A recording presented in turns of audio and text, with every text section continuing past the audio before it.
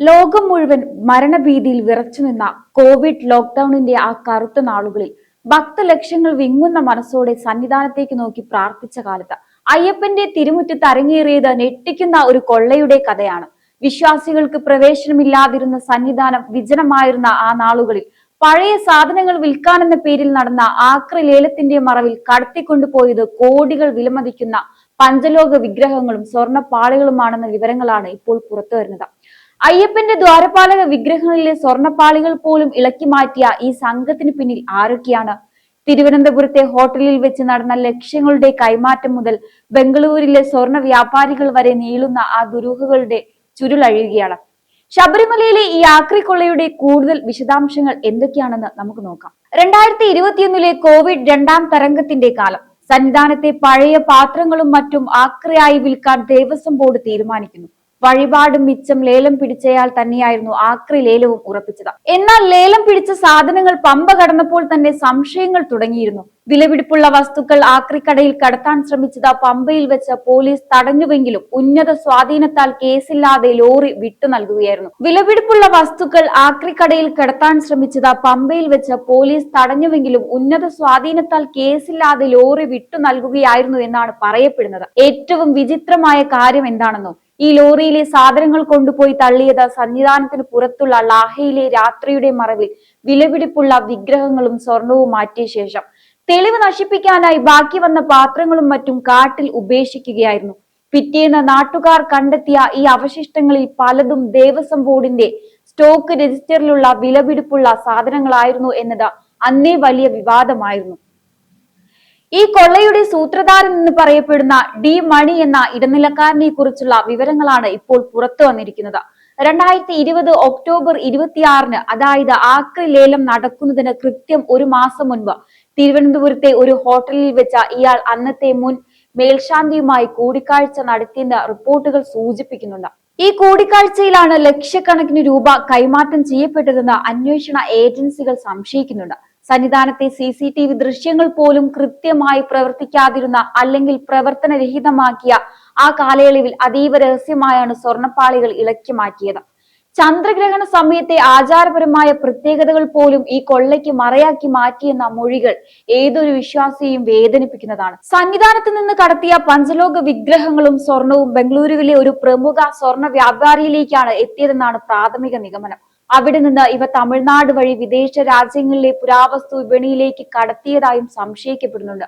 കോടികൾ മറയുന്ന ഈ ഇടപാടിൽ ദേവസ്വം ഉദ്യോഗസ്ഥരുടെയോ മേൽശാന്തിമാരുടെയോ ഒത്താശയില്ലാതെ ഇതൊന്നും നടക്കില്ല എന്ന് ഉറപ്പാണ്. നിലവിൽ പോലീസിന്റെ പ്രത്യേക അന്വേഷണ സംഘവും ഒപ്പം വൻതോതിലുള്ള സാമ്പത്തിക ഇടപാടുകൾ നടന്നതിനാൽ എൻഫോഴ്സ്മെന്റ് ഡയറക്ടറേറ്റും ഈ കേസ് ഏറ്റെടുത്തിരിക്കുകയാണ്. സ്റ്റോക്ക് രജിസ്റ്ററിലെ ഓരോ ഇനവും ഇന്ന് CCTV ദൃശ്യങ്ങളും പരിശോധിച്ചാൽ മാത്രമേ ഈ കൊള്ളയുടെ ആഴം എത്രത്തോളം ഉണ്ടെന്ന് നമുക്ക് മനസ്സിലാക്കാൻ സാധിക്കുകയുള്ളൂ. ശബരിമല സന്നിധാനം എന്നത് കോടിക്കണക്കിന് ഭക്തരുടെ വികാരമാണ്. ആ പവിത്രമായ സ്ഥലത്ത് നിന്ന് ലോകം മുഴുവൻ ദുരിതത്തിലാണ്ട ഈ ഒരു കാലത്ത് ഇത്തരം ഒരു കൊള്ള നടന്നു എന്നത് വിശ്വസിക്കാനാവുന്നില്ല. കോവിഡ് കാലത്തെ നിയന്ത്രണങ്ങൾ ഭക്തർക്ക് സന്ദർശന വിലക്ക് ഏർപ്പെടുത്തിയപ്പോൾ അതേ നിയന്ത്രണങ്ങൾ തടസ്സങ്ങളില്ലാതെ കൊള്ള നടത്താൻ ഈ സംഘം ഉപയോഗിച്ചു എന്നത് നീതീകരിക്കാനാവാത്ത ഒരു കുറ്റം തന്നെയല്ലേ? ലോകം മുഴുവൻ കോവിഡ് എന്ന മഹാമാരിക്ക് മുന്നിൽ വിറങ്ങലിച്ചു നിന്നപ്പോൾ, മരണഭീതിയിൽ മനുഷ്യൻ പ്രാർത്ഥനയോടെ കഴിഞ്ഞപ്പോൾ നമ്മുടെ ശബരിമല സന്നിധാനത്ത് നടന്നത് എന്താണ്? ഭക്തർക്ക് മല ചവിട്ടാൻ അനുവാദമില്ലാത്ത സന്നിധാനം, വിജനമായ ആ നാളുകളിൽ അയ്യന്റെ വിഗ്രഹങ്ങളിലെ സ്വർണ്ണപ്പാളികൾ ഇളക്കി മാറ്റാൻ ധൈര്യം കാണിച്ചത് ആരാണ്? ആക്രി ലേലത്തിന്റെ മറവിൽ സന്നിധാനത്തെ അമൂല്യമായ പഞ്ചലോക വിഗ്രഹങ്ങൾ കടത്തിക്കൊണ്ടു പോയപ്പോൾ അധികാരികൾ എവിടെയായിരുന്നു? ഉറങ്ങുകയായിരുന്നോ അതോ കൊള്ളയ്ക്ക് കൂട്ടുനിൽക്കുകയായിരുന്നോ? ശബരിമലയിലെ ഈ ആക്രിക്കൊള്ള കേവലം ഒരു അഴിമതിയല്ല, മറിച്ച് ഭക്തലക്ഷങ്ങളുടെ വിശ്വാസത്തിന് മേൽ നടന്ന ഏറ്റവും വലിയ കടന്നാക്രമണമാണ്. അധികാരികളോട് ഒന്നേ ചോദിക്കാനുള്ളൂ, ലേലം കൊണ്ട സാധനങ്ങളുമായി പമ്പ കടന്ന ലോറി എന്തിനാണ് ലാഹയിലെ വനമേഖലയിൽ സാധനങ്ങൾ തള്ളിയത്? ആക്രി ലേലം പിടിച്ച ഒരു കച്ചവടക്കാരൻ താൻ പണം കൊടുത്തു വാങ്ങിയ സാധനങ്ങൾ കാട്ടിൽ ഉപേക്ഷിക്കണമെങ്കിൽ അതിന് പിന്നിൽ എത്ര വലിയ ഗൂഢാലോചന തന്നെ ഉണ്ടാകണം? നിങ്ങളൊന്ന് ചിന്തിച്ചു നോക്കൂ. രാത്രിയുടെ മറവിൽ വിലപിടിപ്പുള്ള വിഗ്രഹങ്ങളും സ്വർണവും മാറ്റിയ ശേഷം വെറും പാഴ്വസ്തുക്കൾ കാട്ടിൽ ഉപേക്ഷിച്ചത് തെളിവ് നശിപ്പിക്കാനല്ലേ? സന്നിധാനത്തെ ദ്വാരപാലക വിഗ്രഹങ്ങളിലെ സ്വർണ്ണപ്പാളികൾ ഇളക്കി മാറ്റി എന്ന് പറയുമ്പോൾ ആരുടെയൊക്കെയോ ഒത്താശ ഇതിനു പിന്നിലുണ്ട്. അത് തീർച്ച. പമ്പയിൽ വെച്ച ഈ ലോറി പോലീസ് തടഞ്ഞുവെന്ന് പറയപ്പെടുന്നു. എന്നിട്ടും എന്തുകൊണ്ട് കേസെടുത്തില്ല? ആരുടെ ഫോൺ കോളാണ് അന്ന് പോലീസിനെ പിന്തിരിപ്പിച്ചത്? ഇതിന് മറുപടി പറയാൻ ദേവസ്വം ബോർഡിന് ഇന്നും ബാധ്യതയില്ലേ? കോവിഡ് കാലത്ത് CCTV ദൃശ്യങ്ങൾ പോലും നിശ്ചലമാക്കി വെച്ച ഈ കൊള്ളയ്ക്ക് സൗകര്യമൊരുക്കിയത് ആരാണ്? വിശ്വാസം സംരക്ഷിക്കാൻ ബാധ്യതപ്പെട്ടവർ തന്നെ വിശ്വാസത്തെ കച്ചവടക്കാരാക്കിയ കാഴ്ചയാണ് നമ്മൾ കാണുന്നത്. ഇതിന് പിന്നിലെ വലിയ സ്രാവുകൾ ഇപ്പോഴും സുരക്ഷിതരായി ഇരിക്കുകയാണ്. വിശ്വാസം സംരക്ഷിക്കാൻ ബാധ്യതപ്പെട്ടവർ തന്നെ വിശ്വാസത്തെ കച്ചവടക്കാരാക്കി. ഉന്നതരായ ഉദ്യോഗസ്ഥർക്കും ഇതിൽ പങ്കുണ്ടെന്നുള്ളത് തീർച്ചയാണ്. ഇതിന് പിന്നിൽ പ്രവർത്തിച്ചവർ ഇപ്പോഴും സുരക്ഷിതമായിരിക്കുന്നത് എങ്ങനെയാണ്? സന്നിധാനത്തെ പവിത്രമായ ആ വിഗ്രഹങ്ങൾ ഇന്ന് ബംഗളൂരുവിലെ ഏതെങ്കിലും സ്വർണ്ണ വ്യാപാരിയുടെ ഉരുക്കുകൂലയിൽ ഉരുകിത്തീർന്നു? അതോ തമിഴ്നാട് വഴി വിദേശത്തെ പുരാവസ്തു വിപണിയിലേക്ക് പറന്നു?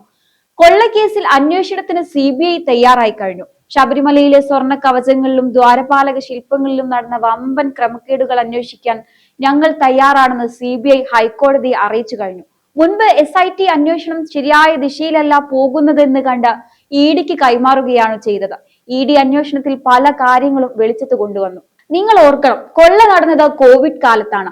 അന്ന് വിജനമായ സന്നിധാനത്ത് വിരലിൽ എണ്ണാവുന്നവർക്ക് മാത്രമായിരുന്നു പ്രവേശനം. അതുകൊണ്ട് തന്നെ കുറ്റവാളികളെ കണ്ടെത്താൻ അധികം അലയേണ്ടി വരില്ല. ദേവസ്വം ബോർഡിന്റെ കണക്ക് പുസ്തകത്തിലുള്ള വസ്തുക്കൾ കാട്ടിൽ കണ്ടെത്തിയിട്ടും എന്തുകൊണ്ട് അന്ന് തുടരന്വേഷണം ഉണ്ടായില്ല? സ്റ്റോക്ക് രജിസ്റ്ററുകളിൽ തിരിമറി നടന്നോ എന്ന് പരിശോധിക്കാൻ ആരും മടിക്കുന്നു? ഏതൊരു മോഷണം നടക്കുമ്പോഴും CCTV ദൃശ്യങ്ങൾ അപ്രതീക്ഷമാകുന്ന പതിവ് രീതി ഇവിടെയും ആവർത്തിച്ചു എന്നത് വലിയ ചോദ്യചിഹ്നമാണ്. സന്നിധാനം പോലെ അതീവ സുരക്ഷയുള്ള ഒരിടത്ത് ലോക്ക്ഡൌൺ കാലത്ത് ആരെല്ലാം അവിടെ ഉണ്ടായിരുന്നു എന്നതിന്റെ കൃത്യമായ ലിസ്റ്റ് പോലീസിന്റെ പക്കൽ ഉണ്ടാകേണ്ടതല്ലേ? മോഷണമല്ല, ഇതൊരു വ്യവസ്ഥയുടെ പരാജയമാണ്. അധികാരത്തിന്റെ തണലിൽ ഇരുന്നു കൊണ്ട് അയ്യന്റെ സ്വത്ത് കവർന്നവർ ഒന്നോർക്കുക. അയ്യപ്പന്റെ കാണിക്ക മോഷ്ടിക്കുന്നവൻ അവന്റെ 7 തലമുറയ്ക്ക് തീരാത്ത ശാപമാണ് വാങ്ങിക്കൂട്ടുന്നത്. ഭക്തർ വിയർപ്പൊഴുക്കി നൽകുന്ന കാണിക്കയും സ്വത്തുകളും ഇത്തരം കൊള്ള സംഘങ്ങൾക്ക് പകുത്തു നൽകാൻ ദേവസ്വം ബോർഡ് എന്ന സംവിധാനം എന്തിനാണ്? പോലീസിന്റെ പ്രത്യേക അന്വേഷണ സംഘവും EDയും ഈ കേസിന്റെ ആഴങ്ങളിലേക്ക് ഇറങ്ങിച്ചെല്ലുകയാണ്. ആ ഹോട്ടൽ കൂടിക്കാഴ്ചയിൽ പങ്കെടുത്തവരും ലേലം ഒപ്പിച്ചു നൽകിയവരും പമ്പയിൽ ലോറിക്ക് വഴിയൊരുക്കിയവരും ഇന്ന് വെളിച്ചത്ത് വരും.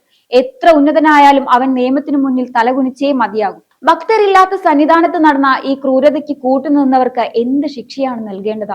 ഈ അന്വേഷണം വെറും പ്രഹസനമായി അവസാനിക്കുമെന്ന് നിങ്ങൾ കരുതുന്നുണ്ടോ?